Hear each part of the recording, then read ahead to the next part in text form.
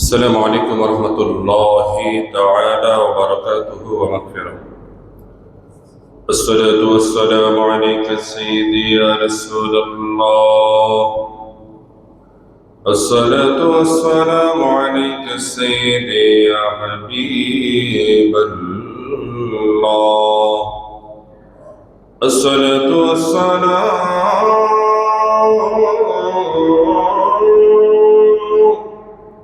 عليك سيدي يا شافع المذنبين. الصلاة والسلام عليك يا رحمة للعالمين.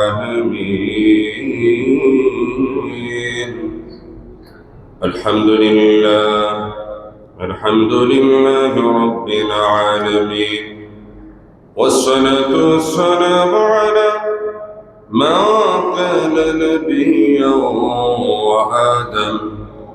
وآدم بين الماء والدين.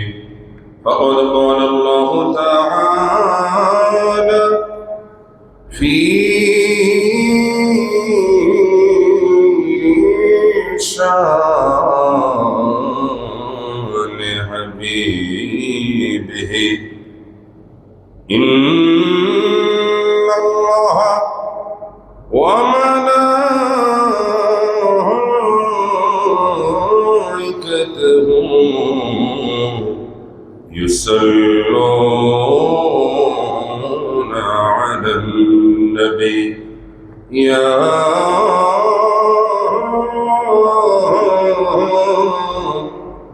أيها الذين آمنوا صلوا عليه وسلموا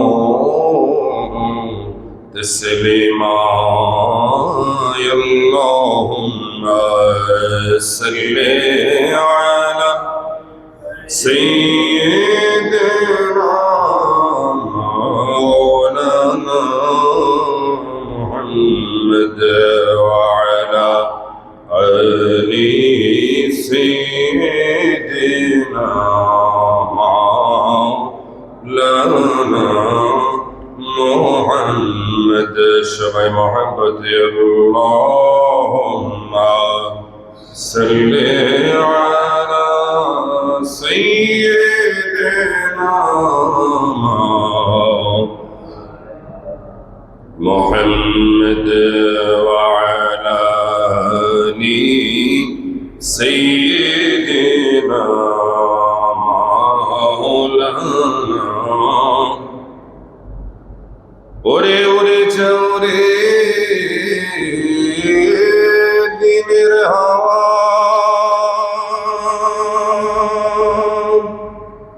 ওরে জৌরে মদিনা,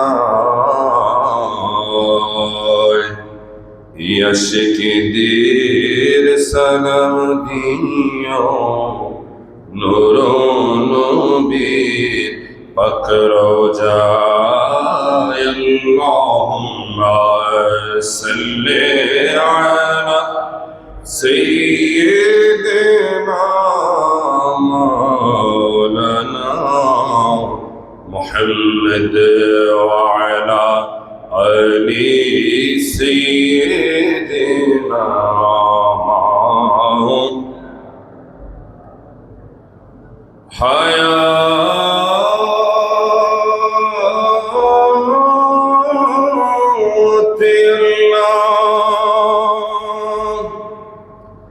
ওরে মতি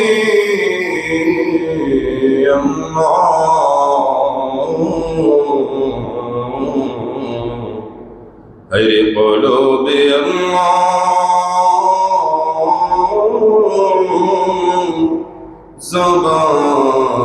জবানে আল্লাহ জরে লা ইলাহা সবাই লা ইলাহা জোরে লা ইলাহা, জোরে লা ইলাহা, লা ইলাহা ইল্লাল্লাহ, লা ইলাহা ইল্লাল্লাহ, লা ইলাহা ইল্লাল্লাহ, লা ইলাহা ইল্লাল্লাহ, লা ইলাহা লা জোরে লা ইলাহা ইল্লাল্লাহ, লা ইলাহা।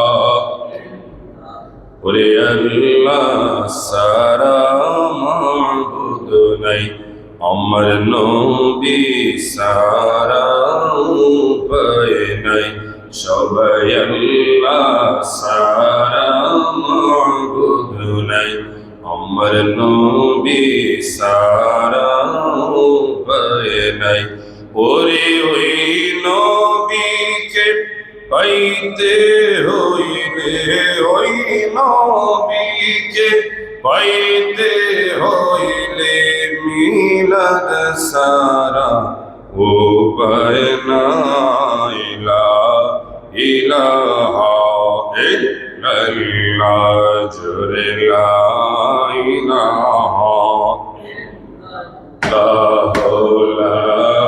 ইলাহা, জোরে লা ইলাহা ইল্লাল্লাহ, লা ইলাহা, লা ইলাহা, লা ইলাহা ইল্লাল্লাহ, লা ইলাহা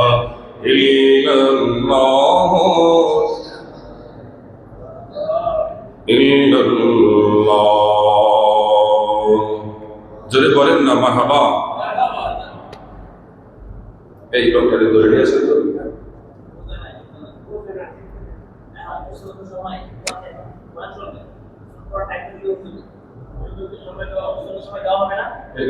ধরে নিয়েছে, ধরে নিয়েছে, কত বড় বেয়াদব এলো।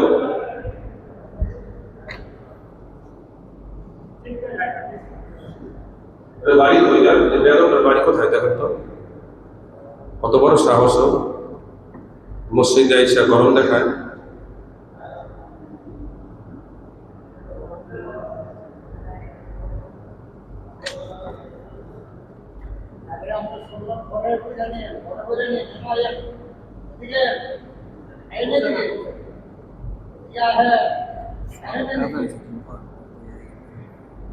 সাহস কত বড়, মসজিদে এসে গরম দেখাইল, তো বড় বেয়াদব।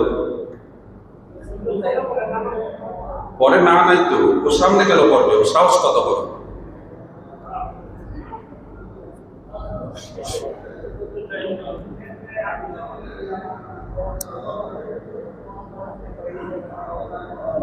হ্যালো, সবাই মহাব্বতে পড়েন লা ইলাহা লা ইলাহা লা ইলাহা লা ইলাহা লা ইলাহা ইল্লাল্লাহ, লা ইলাহা লা ইলাহা ইল্লাল্লাহ, লা ইলাহা ইল্লাল্লাহ, লা ইলাহা লা ইলাহা ইল্লাল্লাহ, মুহাম্মাদুর রাসূলুল্লাহ সাল্লাল্লাহু তাআলা আলাইহি ওয়াসাল্লাম। সবাই পড়েন মারহাবা।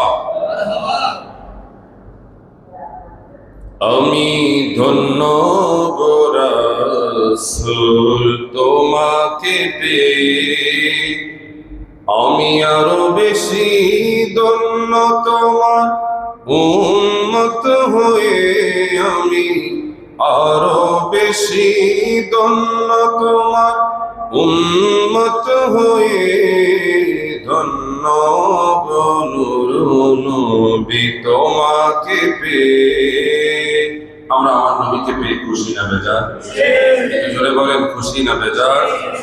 আল্লাহ তাআলা যেন মৃত্যুর এক মুহূর্ত আগে হলেও আমার নবীর দিদার আমাদের জন্য নসিব করে। সকলে চিল্লায় পড়ে আমিন। একটু আমার সাথে পড়েন, আমি ধন্য গো রাসূল তোমাকে পেয়ে, আমরা ধন্য গো রাসূল তোমাকে পেয়ে। আমি আরো বেশি ধন্য তোমার উম্মত হয়ে, আমি আরো বেশি ধন্য তোমার উম্মত হয়ে। ধন্য গো রাসূল তোমাকে পেয়ে, আমরা ধন্য গো রাসূল তোমাকে। আমি সব নিয়ামত পেয়েছি তোমার সদকায়,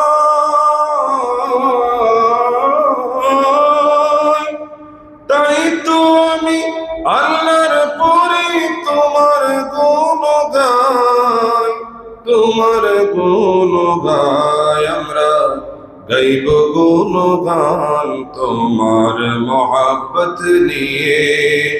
আরে আমি মরতে চাই তোমার প্রেমিক হয়ে, আমি মরতে চাই তোমার আশিক হয়ে। ধন্য গো রাসূল তোমাকে পেয়ে, আমরা ধন্য গো রাসূল তোমাকে পেয়ে। আমি আরো বেশি ধন্য তোমার উম্মত হয়ে, আমি আরো বেশি ধন্য তোমার উম্মত হয়ে। ধন্য গো রাসূল তোমাকে পেয়ে। আওয়াজ করে কি বলা যাবে? মারহাবা। আলহামদুলিল্লাহ ওয়া শুকরিল্লাহ ওয়া সালাতু ওয়া সালামু আলা রাসূলিল্লাহ। উপস্থিত সম্মানিত মুসল্লিয়ানে কেরাম, মুসল্লিয়ানে আযম, মুরব্বি বাজার, যুবক ভাইয়েরা, স্কুল কলেজ ইউনিভার্সিটির বড় আমার প্রিয় ভাইয়েরা, এখন আল্লাহ পাকের মহান হুকুম পবিত্র জুমার নামাজ পড়তে আসা আল্লাহ পাকের প্রিয় বান্দারা, আসুন আমরা আলোচনার প্রারম্ভে ওই আল্লাহ সুবহানাহু ওয়া তাআলার দরবারে শুকরিয়া জ্ঞাপন করি যে মহান রব্বুল আলামিন আমাকে এবং আপনাদের সবাইকে এমন একটা দিবসে কবুল করেছেন, যে দিবসটি হচ্ছে পবিত্র জিলহজ চাঁদের দ্বিতীয় জুমা। জোরে বলেন সুবহানাল্লাহ। এই পবিত্র জিলহজ চাঁদের দ্বিতীয় জুমার দিবস, এটা এমন একটা দিবস যে দিবসটি হচ্ছে আল্লাহ পাকের নিয়ামত সমূহের মধ্যে এবং নির্বাচিত দিন সমূহের মধ্যে, যে দিনে যে দিবসে আল্লাহ তাআলা বান্দার জন্য কুরবানিকে ওয়াজিব বানিয়ে দিয়েছেন। বলেন সুবহানাল্লাহ। জিলহজের 10, 11 এবং 12। আজকে হচ্ছে 11 তারিখ। আজকেও যদি কোনো বান্দা কুরবানি করে কবুল করে নিবে কে? আল্লাহ। কালকেও সন্ধ্যা পর্যন্ত কুরবানি করার সুযোগ আছে। সুবহানাল্লাহ। তো প্রিয় হাজিরিন, তো এমন একটি সময়, বরকতময় সময়, যে আল্লাহ পাক আমাদেরকে শত ব্যস্ততার মাঝে, শহরের এই ব্যস্ততম এই পরিবেশের মধ্যে, এখন আর ব্যস্ততা নাই, এখন পুরো শহর ঠান্ডা। কথা বলে ঠিক কিনা? সবসময় গরমের মধ্যে, ব্যস্ততার মধ্যে আল্লাহ কবুল করেন। আজকে আল্লাহ আমাদেরকে ঠান্ডা পরিবেশেই আল্লাহর ঘর মসজিদে কবুল করেছেন। বলেন সুবহানাল্লাহ। তাই আসুন আমরা আলোচনার প্রারম্ভে ওই নবীর নুরানি দরবারে ছোট্ট করে দুরূদ ও সালামের নাজরানা পেশ করি। সকলে সম্মিলিত ভাবে পড়ি সাল্লাল্লাহু তাআলা আলাইহি ওয়াসাল্লাম। সম্মানিত উপস্থিতি, তার সাথে সাথে লক্ষ কোটি কোটি দুরূদ ও সালামের নাজরানা ওই নবীর নুরানি কদমে, যেই নবীজি তার নুরানি জবান মোবারকে আমাদেরকে সব সময় আল্লাহর প্রতি ভয়, ভালোবাসা, আস্থা, বিশ্বাস রাখার জন্য আমাদেরকে তাগিদ দিয়েছেন। সুবহানাল্লাহ। এই যে কুরবানি আমাদের মাঝ থেকে বিদায় নিয়েছে, কিন্তু আসলে কি বিদায় নিয়েছে? না, কুরবানির বছরে হয়তো একদিন, কিন্তু এটার শিক্ষা আমাদের জন্য সারা বছর করে দিয়েছেন একজন। তিনি কে? আল্লাহ। চিল্লায়ে পড়েন আল্লাহু আকবার। কুরবানির সবচেয়ে বড় শিক্ষা হচ্ছে ইত্তাকুল্লাহ, আল্লাহ তাআলার ভয়। কুরবানির সবচেয়ে বড় শিক্ষা কি? আল্লাহ পাকের ভয়, আল্লাহ পাকের আনুগত্য, আল্লাহ পাকের মহব্বত, আল্লাহ পাকের ভালোবাসা এবং আল্লাহ পাকের রাজি এবং খুশি, আল্লাহ পাকের সন্তুষ্টি। এই সন্তুষ্টিতে কত উচ্চ মকাম, কত উচ্চ পর্যায়ে হতে পারে, এটাই প্রমাণ করে দিয়েছেন হযরতে বাবা ইব্রাহিম আলাইহিস সালাতু ওয়াস সালাম, যিনি আমাদের জাতির পিতা। জোরে বলেন না সুবহানাল্লাহ। তাই আসুন আমরা আলোচনার প্রারম্ভে ওই নবীর নূরানী দরবারে ছোট্ট করে দুরূদ ও সালামের নজরানা পেশ করে সকলে সম্মিলিত ভাবে উচ্চ কণ্ঠে, বুলন্দ কণ্ঠে আমার সাথে পড়ুন সাল্লাল্লাহু তাআলা আলাইহি ওয়াসাল্লাম। প্রিয় হাজিরিন, কুরবানির অন্যতম শিক্ষা হচ্ছে তাকওয়া। সবাই বলেন কি? তাকওয়া। তাকওয়া এমন একটা ইবাদত, তাকওয়া হচ্ছে মর্যাদার সবচেয়ে বড় মাপকাঠি।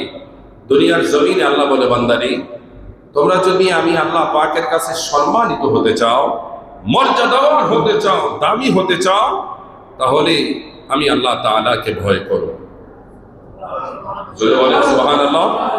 কিন্তু মুহাম্মদে বলেন ইয়া রাসূলুল্লাহ, আমরা আল্লাহ তাআলাকে ভালোবাসতে, ভয় করতে চাই কি চাই না? একটু জোরে বলেন, চাই কি চাই না? আল্লাহ তাআলা যেন সবসময় দিনে রাত্রি, প্রকাশ্যে গোপনে, দিবালোকে, একান্তভাবে সবসময় আল্লাহ তাআলা যেন একইভাবে আল্লাহ পাককে ভয় করার তৌফিক দান করে। সকলে চিল্লায়ে বলেন আমিন। তাকওয়া এমন একটা ইবাদত, তাকওয়া দ্বারা বান্দার মর্যাদাকে বৃদ্ধি করে দেয় কে? আল্লাহ। যার ভিতরে তাকওয়া যত বেশি, আল্লাহ পাকের মহব্বত, ভালোবাসা যত বেশি, তার মর্যাদা দুনিয়ার সকল মানুষের চাইতে আমার আল্লাহ তাআলা সবচাইতে বেশি বানিয়ে দেয়। জোরে বলে সুবহানাল্লাহ। এখন তাকওয়া যে আমার ভিতরে আছে, আপনার ভিতরে আছে, আমি আলেম হিসাবে আমার ভিতরে আছে কিনা, আপনি মুসল্লি হিসাবে আপনার ভিতরে আছে কিনা, এবং রাজনৈতিক ব্যক্তি, অরাজনৈতিক ব্যক্তি, ধনী গরিব, সকল শ্রেণী মানুষের ভিতরে আমাদের তাকওয়া আছে কি নেই, সেই বিষয়টা সম্পর্কে আমরা আজকে একটু জানবো। জানতে চাই কি চাই না? সেই বিষয়টা সম্পর্কে যদি আমরা একটু অ্যানালাইসিস করি, একটু যদি তাহকিক করি, একটু যদি গবেষণা করি, তাহলে আমরা একটা বিষয় দেখতে পাই যে তাকওয়া চিনার কয়েকটা মাধ্যম রয়েছে।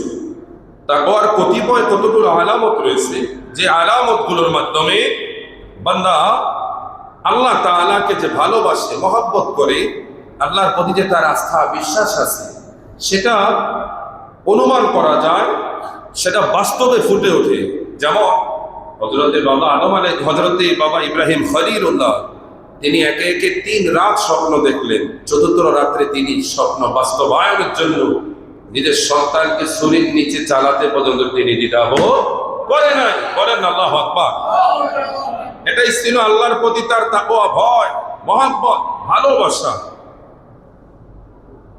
এজন্যই মুহাদ্দিসিন ইকরামগণ, মুফাসসিরিন ইকরামগণ বলেন, বিশেষ করে মদিনার জৈন ফকিহ, বিশ্ববিখ্যাত আলেমে দ্বীন, যার নাম হচ্ছে সুফিয়ানি, তথা সুফিয়ানে কেরাম, ফুকাহানে কেরামগণ বলেন, ইমাম মালিক রহমতুল্লাহি আলাইহি তিনি বলেন, ওয়াহাব ইবনে কায়নাত আমাকে বলেন যে মদিনার জৈন ফকিহ হযরত আব্দুল্লাহ ইবনে জুবাইর রাদিয়াল্লাহু তাআলা আনহুর নিকট লিখেছেন যে তিনি বলেন, তাকওয়ার কতগুলো আলামত রয়েছে।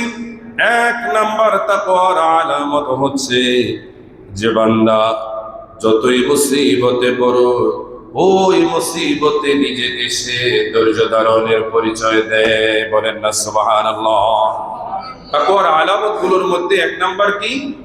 সে বিপদে আপদে যত কষ্টের মধ্যে থাকুক না কেন সবসময় কি করবে? ধৈর্য ধারণ করবে। সুবহানাল্লাহ। তাহলে আপনি যখন বিপদে আপদে যখন ধৈর্যশীল হবে, নিজেকে কন্ট্রোল করতে শিখবে, তখন বুঝতে হবে আপনার ভিতরে তাকওয়া আছে, আল্লাহর ভয় আছে। সুবহানাল্লাহ বলবেন না? তাহলে তাকওয়া চিনার এক নম্বর মাধ্যম হচ্ছে আপনি নিজেকেও বুঝতে পারবেন, অন্যকেও বুঝতে পারবেন যখন তার বিপদে সে আল্লাহর উপরে কি রাখে? বিশ্বাস রাখে যে ভাই আল্লাহ নিয়েছে, আমি একটু আমার জন্য দোয়া করে আল্লাহ যেন আমাকে এত বড় বিপদে যেন ধৈর্য ধারণের তৌফিক দেয়। বিপদ সম্পদ দিয়ে হতে পারে, নিজের আত্মীয় স্বজন পরিবার পরিজন দ্বারা হতে পারে, নিজের দেহের মাধ্যমে হতে পারে। হয় না? কথা কয় না? হয় না? এই যে আমাদের হাত সুস্থ আছে, আমি হাত রাখতেছি, সুস্থ আছি কথা বলতেছি, সুস্থ আছি চোখ দিয়ে দেখতেছি, সুস্থ আছি কান দিয়ে শুনতেছি, সুস্থ আছি হাঁটতেছি, এই যে অঙ্গ প্রত্যঙ্গ গুলো, এগুলো চালানোর ক্ষমতা দিয়েছে কে? আল্লাহ। এক সময় এগুলো আমাদের বিপক্ষে হাসরের ময়দানে সাক্ষী দিবে। যদি আমি পা দ্বারা গুনাহ করি, হাত দ্বারা যদি অন্যায় করি, চোখ দ্বারা যদি খারাপ দেখি, কান দ্বারা যদি খারাপ শুনি, আর জবান দ্বারা যদি খারাপ বলি, হাসরের ময়দানে এগুলো আমাদের বিপক্ষ হয়ে কি দেবে? সাক্ষী দেবে। জোরে বলেন আল্লাহু আকবার। সম্মানিত উপস্থিতি আমার ভাইরা, আমার সুন্নি ভাইরা, তাহলে গভীর মনোযোগ। তাকওয়া অর্জনের উপায়, তাকওয়ার মাধ্যম হচ্ছে এক নাম্বার হচ্ছে আল্লাহ তাআলার ভয়। কাদের ভিতরে পাওয়া যায়? যাদের ভিতরে আল্লাহ তাআলার ভয় পাওয়া যায়। এক নাম্বার হচ্ছে মুসিবতে কি ধারণ করতে হবে? সুন্নাহ পড়েন, এনে আলোচনা, এনে সুন্নাহ পড়লে এটা তো পরিবেশ না, পিছনে পড়ে না, বসে থাকেন, সময় দেন। ওই যে ভাই বললাম সে গরম হয়ে পিছনে চলে গেল, গরম হয়ে নেই। আল্লাহ যেন ওই ভাইদেরকে ঠান্ডা করে। এবার আসেন, তাহলে মুসিবতে কি ধারণ করতে হবে? কথা বলে কি ধারণ করতে হবে? দুই নাম্বার হচ্ছে আল্লাহর হুকুমের প্রতি সন্তুষ্ট থাকতে হবে। বলেন না সুবহানাল্লাহ। তিন নাম্বার হচ্ছে বান্দাকে আল্লাহ তাআলার পক্ষ থেকে যত নিয়ামত আসবে, ওই নিয়ামত গুলো পাওয়ার সাথে সাথে বান্দা শুকরিয়া আদায় করবে একজনের। তিনি কে? আল্লাহ। আমরা আল্লাহ পাকের শুকরিয়া আদায় করতে চাই না? বলেন না আলহামদুলিল্লাহ। আল্লাহ তুমি যে অবস্থায় রাখছো আলহামদুলিল্লাহ, তুমি যেভাবেই রাখছো আলহামদুলিল্লাহ, যেভাবেই থাকি আলহামদুলিল্লাহ, যা খাই যা পড়ি আলহামদুলিল্লাহ, আলহামদুলিল্লাহ, আলহামদুলিল্লাহ। আমাদেরকে সম্মান দিবে কে? ইজ্জত দিবে কে? এবার রব্বুল আলামিন বলেন, তথা মুহাদ্দিসিনে কেরামগণ বলেন, আল্লাহর আহকাম যথাযথভাবে পালন করা, তার আনুগত্য করা যে বান্দার মাধ্যমে প্রকাশ পায়, ওই বান্দাই আমার আল্লাহকে ভালোবাসে, ওই বান্দাই তাকওয়া অবলম্বন করে। বলেন না সুবহানাল্লাহ। অন্যান্য মুহাদ্দিসিনে কেরামগণ বলেন, মানুষের তাকওয়া তার ভিতরে আছে কিনা তিনটা বস্তুর মাধ্যমে প্রমাণ পাওয়া যায়। কয়টা বস্তু? সবাই বলে না কয়টা? কয়টা? তিনটা বস্তুর মাধ্যমে প্রমাণ পাওয়া যায়। তিনটা বস্তুর মাধ্যমে একটু আমার দিকে তাকান। তিনটা বস্তুর মাধ্যমে প্রমাণ পাওয়া যায়। তাহলে কি বললাম? যে তিনটা বস্তুর মাধ্যমে আপনার ভিতরে তাকওয়া আছে কি নাই সেটা কি পাওয়া যায়? প্রমাণ পাওয়া যায়। দেখি আমাদের ভিতরে আছে কিনা। আল্লাহ আল্লাহ করি যেন আল্লাহ থাকে। আলহামদুলিল্লাহ বলেন। ইনশাআল্লাহ থাকবে, থাকবে না? থাকবে ইনশাআল্লাহ। এক নাম্বার হচ্ছে যে বস্তু সে পাবে না, যে জিনিস সে পাবে না, ওই বস্তু পর্যন্ত পৌঁছাতেও সে পারবে না, এবং ওই উপরই তার তাকওয়া অবলম্বন করতে হবে। ধরেন আমার কাছে যেইটা নাই এটা পর্যন্ত আমি পৌঁছাইতে পারবো না, এই যে পৌঁছাইতে পারবো না এটার উপরে আমার তাকওয়া থাকতে হবে। বিষয়টা এমন, ধরেন অনেকে কোটি কোটি টাকার মালিক, আমি ওই পর্যন্ত যেতে পারি নাই, এটাই তাকওয়া। এটাই আমরা আফসোস করি, হায় হায় রে অমুকে এত টাকার মালিক হইল রে, অমুকে এত গাড়ি বাড়ি করলো রে, অমুকে সেটা করলো, ওইটা করলো, অমুক করলো, তমুক করলো, আমি করলাম না, আমি করলাম না, আমি এটা করলাম না, সেটা করলাম না। আমাদের মধ্যে আফসোস আছে কি নাই?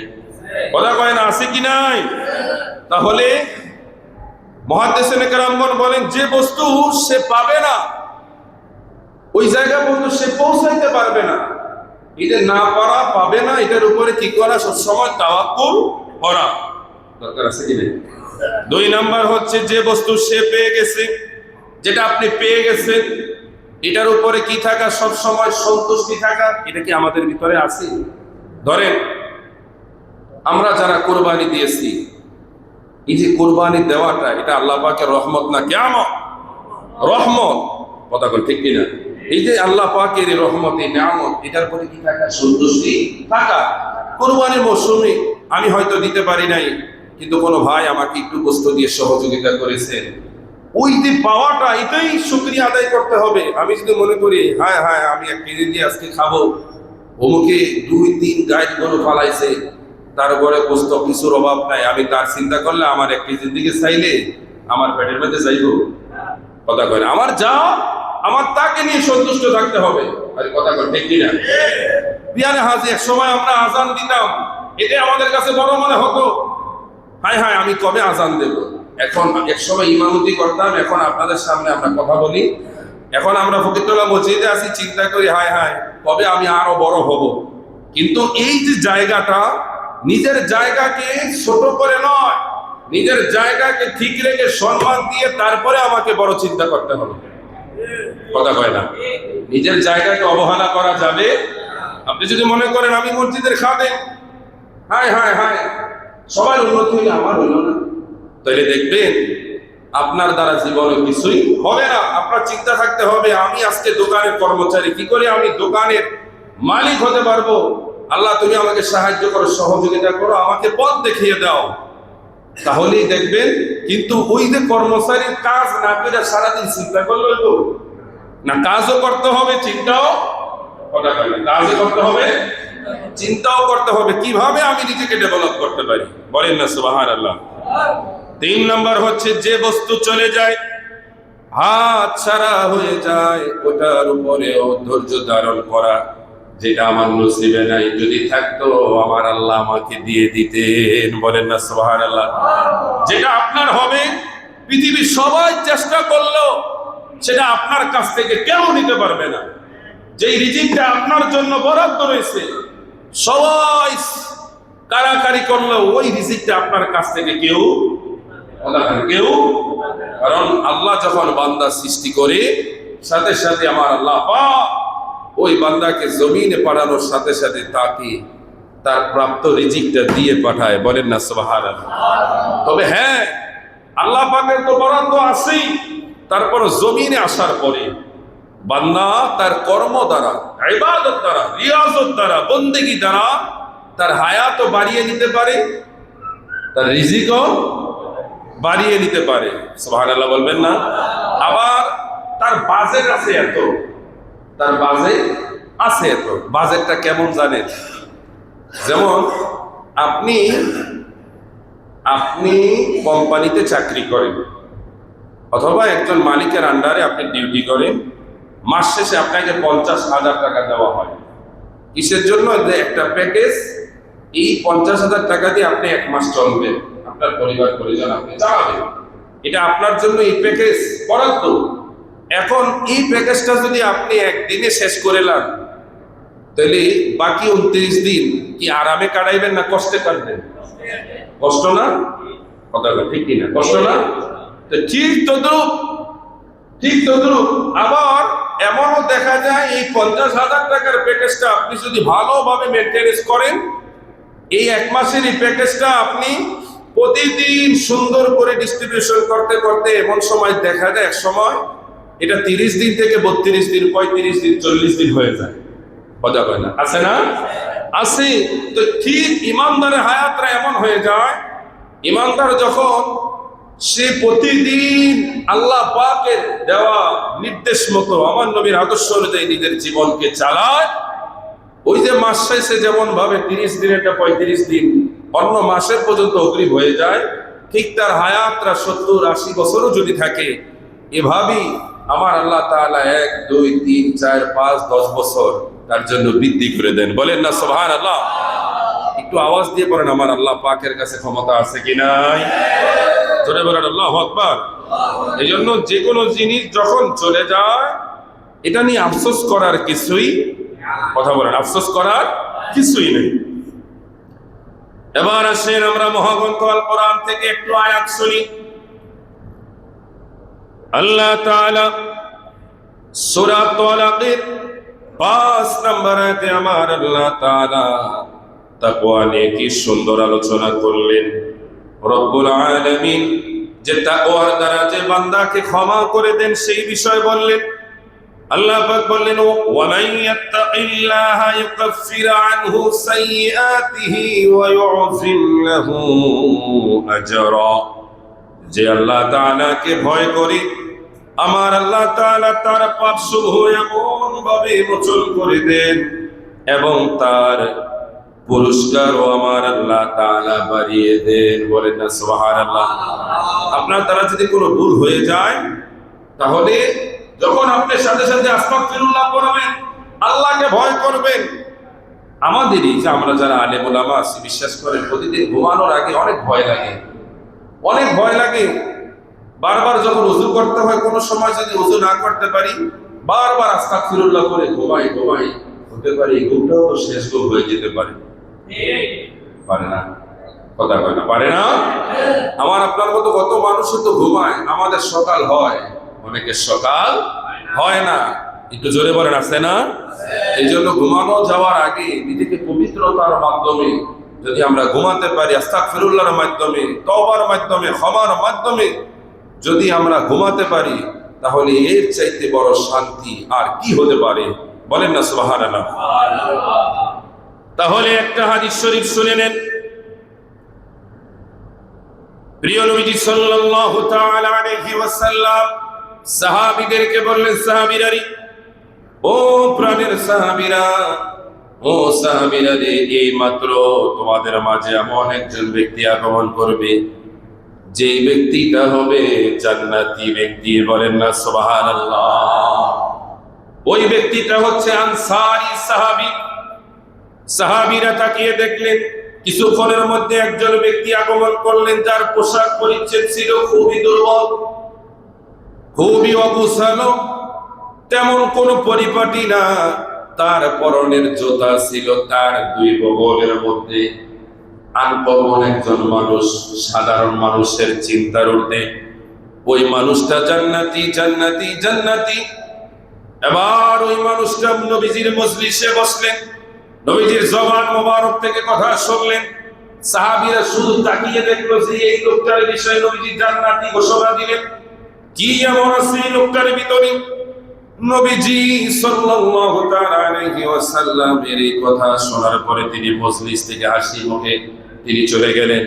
সাহাবীরা জিজ্ঞেস করলেন, ইয়া রাসূলুল্লাহ, ইয়া হাবিবাল্লাহ, নবী গো, ও মায়ার নবী, দয়ার নবী, এমন একজন অস্বাভাবিক লোককে আপনি জান্নাতি বললেন, এই লোকটার মধ্যে কি এমন আছে? আমরা জানতে চাই, আপনি একটু অনুমতি দেন, আমরা তাকে একটু পর্যবেক্ষণ করবো। কন্যা সুবহানাল্লাহ? আমার সুন্নি ভাইরা, আমার ইমানদার ভাইরা, ফকির তলাবাসীরা, ব্যবসায়ী ভাইরা, মুরব্বী বাজারেরা, যুবক ভাইরা, ও নবীরা, শেখেরা, গভীর মনোযোগ। সাহাবীদেরকে নবীজি পরামর্শ দিলেন, অনুমতি দিলেন, সাহাবীরা যাও, তোমরা তার প্রদর্শন করো, পর্যবেক্ষণ করো। কয়েকজন সাহাবী তার পিছনে সব সময় পর্যবেক্ষণ করতে লাগলেন। সময় যায়, দিন যায়, রাত যায়, অনেক সময় অতিবাহিত তার পিছনে হওয়ার পরেও এমন কোনো বিশেষ স্পেশাল কোন আমল তার ভিতরে পেলেন না। না পাওয়ার পরে তারা নবীজির দরবারে আসলেন, ইয়া রাসূলুল্লাহ, ইয়া হাবিবাল্লাহ, আমরা তো তার পিছনে সময় দিলাম, আমরা যা করি সেও তাই করি, এক্সট্রা তো তার ভিতরে এমন কিছু পেলাম না, যার কারণে আপনি তার বিষয়ে এত কথা বললেন, তার এত মর্যাদার কথা বললেন, তাকে জান্নাতি ঘোষণা করলেন, আপনি তাকে ভালোবাসেন, আল্লাহ তাকে ভালোবাসে বললেন। ইয়া রাসূলুল্লাহ, ইয়া হাবিবাল্লাহ, তার ভিতরে এমন কোন স্পেশালিটি নাই। নবীজি বললেন, সাহাবীরে, ও প্রাণের সাহাবী, আরেকটু সময় বিচরণ করো, তার সাথে কথা বলো, ইনশাআল্লাহ তুমি পেয়ে যাবে। আল্লাহু আকবার। ওই সাহাবীর নাম লেখা আসেনি, কিন্তু এতটুকু এসেছে, তিনি ছিলেন আনসারী সাহাবী। আনসারী মানে যারা মক্কা থেকে মদিনায় হিজরত করেছিলেন, তাদেরকে যারা ভাইয়ের চাইতে বেশি আপন করে আশ্রয় দিয়েছেন, তাদেরকে কি সাহাবী বলে? আনসারী সাহাবী। সবাই বলে কি সাহাবী বলে? তাহলে মুহাজির কারা? যারা হিজরত করেছিলেন। কি করেছিলেন? কথা কয় না, কি করেছেন? হিজরতকারী সাহাবীদেরকে মুহাজির, আর হিজরতকারী সাহাবীদেরকে যারা আশ্রয় দিয়েছেন। আশ্রয়টা কেমন জানেন? আমরা তো আজকে ভাই ভাইকে দেখতে পারি না, বোন বোনকে দেখতে পারি না, আত্মীয় স্বজন দেখতে পারি না। আর মুহাজির ভাইদেরকে আনসারীরা কেমন ভাবে আপন করে নিয়েছেন জানেন? নিজের আপন ভাইয়ের চাইতেও বেশি। কেমন বেশি? আমার ভাইয়েরা গভীর মনোযোগ। মুহাজিররা যখন নিজের ঘর বাড়ি বিটা জায়গা জমি সবকিছু ইসলামের জন্য, নবীর জন্য বিসর্জন দিয়ে যখন তারা মদিনায় হিজরত করলেন, এক জায়গার রাজা, এক জায়গার বাদশা, অন্য দেশের ফকির যারা ছিল মক্কার রাজা বাদশা, তারা হিজরত করার পরে তাদের আর কোনো অস্তিত্ব নাই। তারা সবাই এক কাতারের লোক, অসহায় দুস্থ। এবার এই অসহায় দরিদ্র সাহাবীদেরকে, নিঃস্ব সাহাবীদেরকে মদিনায় থাকা আনসারী সাহাবীরা এমন ভাবে আপন করেছেন। কেমন ভাবে? তাদের সম্পদকে দুই ভাগ করে একটা ভাগ নিজের জন্য রেখেছেন, আর একটা ভাগ মুহাজির সাহাবীদেরকে দিয়ে তাদের সম্মান বৃদ্ধি করে দিয়েছেন। বলেন না সুবহানাল্লাহ। কেউ যেন তাদেরকে মেহমান না বলতে পারে, সম্মানের সাথে যেন এই নারায়ণগঞ্জের জমিনে তারা যেন বাস করতে পারে। আপনারা একটু বলেন, নারায়ণগঞ্জের জমিনে যারা স্থায়ী মালিক তাদের পাওয়ার, আর যারা ভাড়াটিয়া তাদের পাওয়ার কি একটা? কি? যার একটা জায়গা আছে, জমি আছে, একটা ফ্ল্যাট আছে, একটা বাড়ি আছে, তার চলাফেরা, তার চিন্তাধারা, তার ওঠা বসা, তার সম্মান। আর কেউ একটা ফ্ল্যাট দিয়ে থাকে, একটা ঘরে ভাড়া থাকে, তাহলে তাদের মধ্যে পার্থক্য আছে কি নাই? এই জন্য সম্মানী ওই ব্যক্তি যার জায়গা আছে, ফ্ল্যাট আছে, বাড়ি আছে, গাড়ি আছে, এই জমিন স্থায়ী বসবাস করে। মুহাজির সাহাবীদেরকে আনসারীরা এমন ভাবে আপন করে নিয়েছে যে আমার ভাইয়েরা যেন সম্মানের সাথে মদিনায় স্থায়ী ভাবে বসবাস করতে পারে। এজন্য নিজের জমিনটাকে অর্ধেক করে নিজের ভাইয়ের নামে লিখে দিয়েছে। এত বড় কুরবানি আমরা পারবো? কথা কই না। আমরা তো এমন নিজের আপন ভাইকেও পরিপূর্ণ আমরা সম্পদ দিতে জানি না। নিজের বোন তো বেনি নাই, ভাই বাদিরা তো খবরই নাই। এরকম ফিলিয়ার আছে কি নাই? আর কথা কয় না, আছে কি নাই? মুহাজির সাহাবীদেরকে আরো কিভাবে ভালোবেসেছেন আনসারী সাহাবীরা। আনসারী সাহাবীদের যাদের একাধিক স্ত্রী ছিল, একাধিক স্ত্রীদেরকে শরীয়ত মোতাবেক, কোরআন সুন্নাহ মোতাবেক তালাক দিয়ে ইদ্দত পালনের পরে আবার তাদেরকে মুহাজির সাহাবী ভাইদের সাথে বিবাহের ব্যবস্থা করে তাদের খেদমতের সুযোগ দিয়েছেন। বলেন না সুবহানাল্লাহ। এত বড় ত্যাগ, জমিও দিছে, শুধু তাই নয়, স্ত্রীও দিয়েছে। এটাও শুধু নয়, রাতে দাঁড়িয়ে দাঁড়িয়ে তাদের নিরাপত্তার ব্যবস্থা করেছেন। বলেন না সুবহানাল্লাহ। আমরা খুশি না বেজার? এবার এসে ভাইরা আমার, গভীর মনোযোগ। নবীজি সাহাবীদেরকে পাঠিয়ে দিলেন, মনে আছে আপনাদের, যে তুমি তার সাথে একটু ওঠা বসা করো, কথা বলো, তাহলে বুঝতে পারবে যে আমি কেন তাকে জান্নাতি বললাম। সাহাবীরা এবার চলে গেলেন, আবারও পর্যবেক্ষণ করতে লাগলেন। দূর থেকে তারা কোনো কিছুই বুঝতে পারে না, স্বাভাবিক মনে হয়। তার কাছে গেলেন, মিশলেন, কথা বললেন।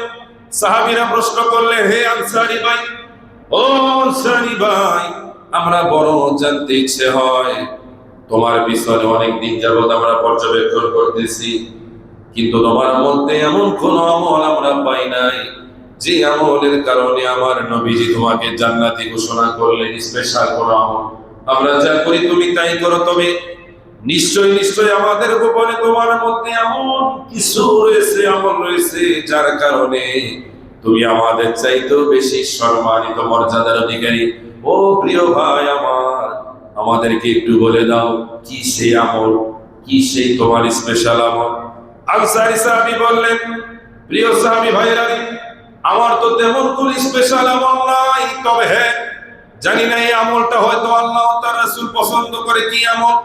যে আমি যখন রাত্রি বেলা যখন আমি ঘুমাতে যাই, ওই ঘুমানোর সময় ঘুমাতে যাওয়ার আগে আমি আমার জীবনের সাথে ঘটে যাওয়া আমার আশেপাশের মানুষ, আমার আত্মীয় স্বজন, অনাত্মীয় সকল মানুষদেরকে আমি ক্ষমা করে তারপরে আমি ঘুমাতে যাই।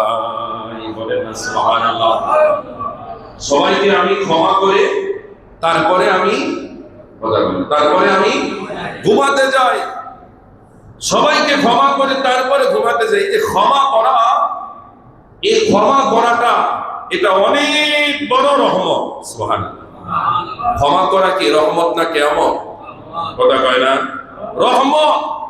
যে বান্দা ক্ষমা করে একমাত্র আল্লাহর জন্য, এজন্য আমার নবীজি বলেন, যে বান্দা আল্লাহর জন্য কাউকে ভালোবাসে, আল্লাহর জন্য কাউকে ঘৃণা করে, ওই বান্দাকে আমার আল্লাহ ভালোবাসে।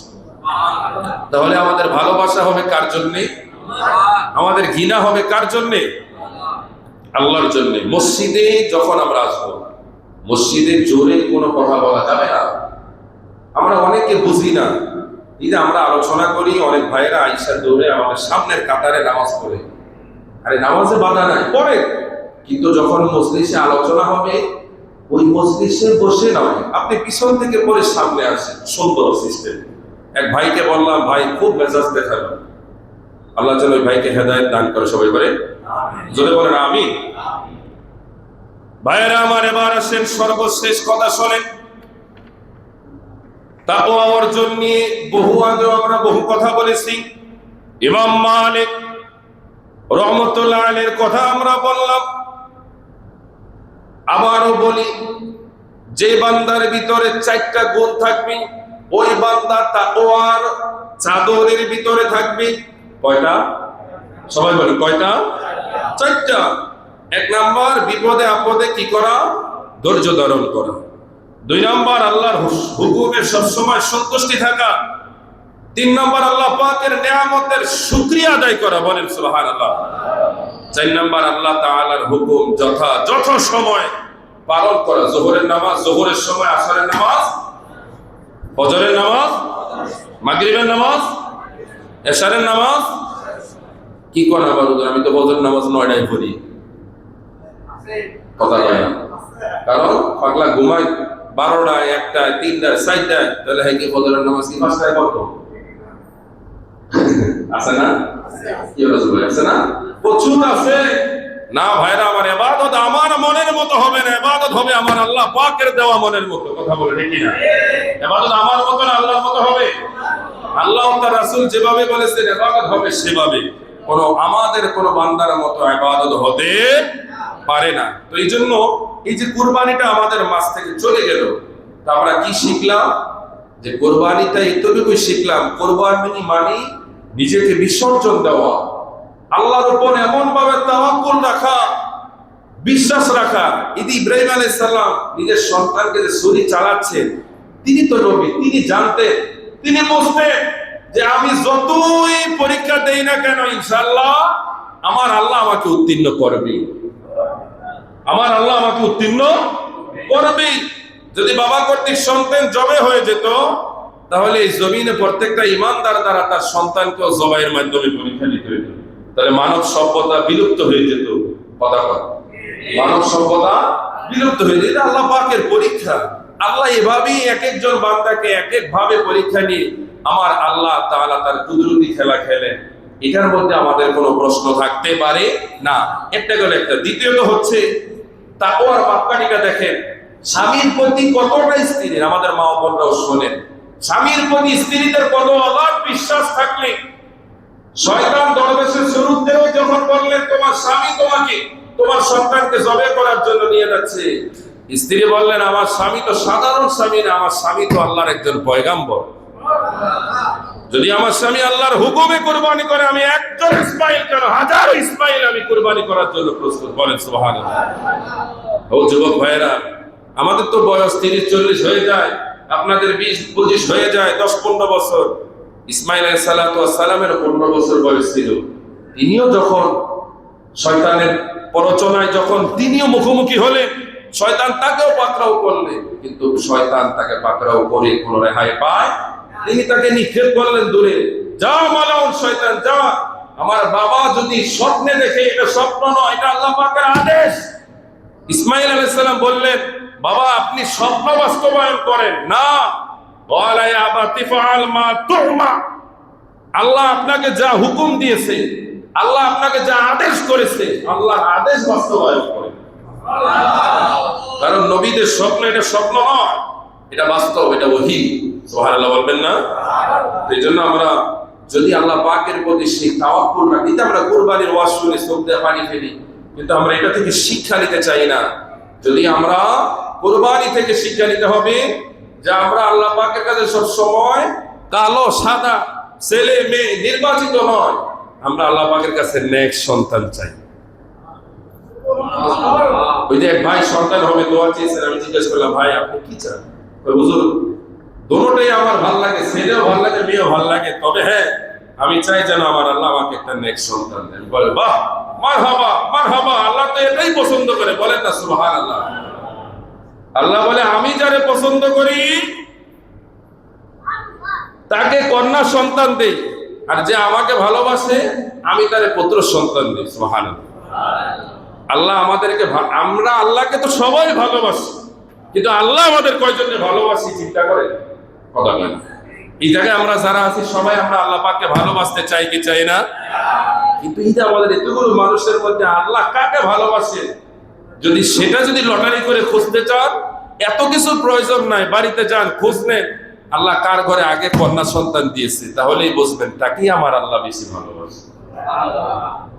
আস্তে কইলেন সুবহানাল্লাহ, জোরে বলেন না সুবহানাল্লাহ। এই জন্য আমরা আল্লাহর ভালোবাসা চাই কি চাই না? জোরে বলেন চাই কি চাই না? স্ত্রীদেরকে ভালোবাসবেন, মাকে ভালোবাসবেন, সন্তানদেরকে ভালোবাসবেন, সুরমা আতর সেই ভালোবাসবেন, একে অপরের সাথে হাসি মুখে কথা বলবেন, রাগ করবেন না, ক্ষমা করে দিবেন। আজকে একজন মুসলিম ভাইদের প্রতি আমারও মেজাজ একটু গরম হয়েছে, কারণ এটা আল্লাহর ঘর। এই জায়গায় ঠান্ডা হলে বেয়াদবি প্রশ্রয় দেওয়া এটা আরেক বেয়াদবি, কথা কয় না। আল্লাহর ঘরে কেউ বেয়াদবি করলে তাকে প্রশ্রয় দেওয়া যাবে, আমার সাথে করলে প্রশ্রয় আছে, কিন্তু আল্লাহর ঘরে করলে কোনো প্রশ্রয় দেওয়া। ধরেন আমাদের রহমান ভাই মসজিদের মতো সেক্রেটারি, তিনিও মসজিদে জোর গলায় কথা বলতে পারবে না, কারণ এটা আল্লাহর ঘর। তার যদি হুকুম না হয়, ইজাজত না হয়, আমি ইমাম সাহেব আমারও কোরআন হাদিসের বাইরে আমিও জোর গলায় কথা বলতে, কথা কয় না। আপনারা পারবেন? এমপি মন্ত্রী মিনিস্টার পারবে না, কারো পক্ষে কোনো ক্ষমতা, কারণ এই জায়গার যিনি ঘর, এই ঘরের যিনি মালিক তিনি সর্বভৌমত্বের মালিক। বলেন না সুবহানাল্লাহ। তিনি সকল ক্ষমতার ঊর্ধ্বে। আমরা সেই আল্লাহ তাআলাকে পাওয়ার জন্য এই ঘরে এসেছি। এজন্য এটা কোনো অহংকার তাকাব্বুরি ক্ষমতা নয়। এই জায়গায় গোলাম হয়ে ঢুকবো, বাদশা হয়ে বের হবো, জিরো হয়ে আসবো, হিরো হয়ে বের হবো, গরিব হয়ে আসবো, ধনী হয়ে বের হবো, ফকির হয়ে আসবো, ধনী হয়ে বের হবো। বলেন না সুবহানাল্লাহ। আমরা রাজি আছি কি নাই? খুশি আছি কি নাই? আল্লাহ তাআলা যেন কবুল করে। সবাই বলেন আল্লাহু আকবার, আল্লাহু আকবার, লা ইলাহা ইল্লাল্লাহু, আল্লাহু আকবার, আল্লাহু আকবার, ওয়া লিল্লাহিল হামদ। আমরা যারা পরে এসেছি 4 রাকাত কাবলা জুমা আদায় করি।